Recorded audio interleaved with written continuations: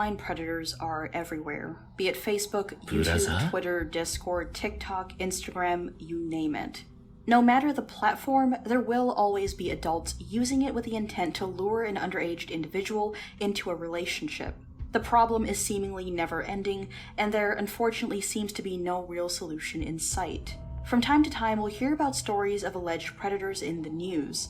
The most prominent in recent memory has been the story of Onision, who I'm sure you've all heard is being investigated by none other than To Catch a Predator host Chris Hansen. Not too long ago, we heard a similar case from a YouTuber named Austin Jones, who has since gone on to become a convicted sex offender. The point is, these days we're very aware of the adult with a fan base who lures in underage fans, but what about predators who aren't famous, who don't have the lure of celebrity to aid them? What methods do they use, and how can we watch out for them? What if they masquerade as the very people they prey upon?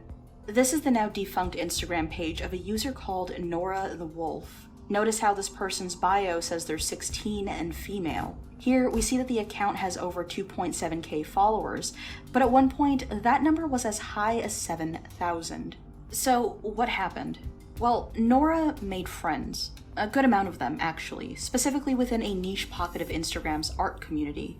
Many of Nora's followers were, as one might expect, young artists looking to connect with other young artists.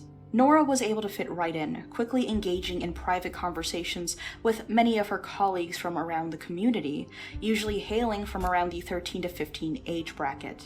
Nora was very forward, not shy at all. In screenshots of her conversations, we see that she very quickly asked some very personal and inappropriate questions, pretty much right off the bat. In this case, for example, Nora issues a list of questions. What's your full name? What school do you go to? Are your parents strict or protective? Nora even asks this person if they've ever done certain explicit acts. The user answers each question, then Nora asks how old they are, 13 being the answer. Nora claims to be 14 and then asks for a picture of the 13-year-old. The 13-year-old complies. Nora compliments them on their appearance, asks if they've ever considered modeling, and then suggests copying poses from pictures. This is the image that Nora suggests that, again, a 13-year-old should emulate. As you can see from the screenshot, the young girl is obviously uncomfortable, but Nora tries to ease the pressure by saying it would somehow be funny. Now, the thing is, teenagers do this kind of stuff all the time, whether or not parents want to believe it.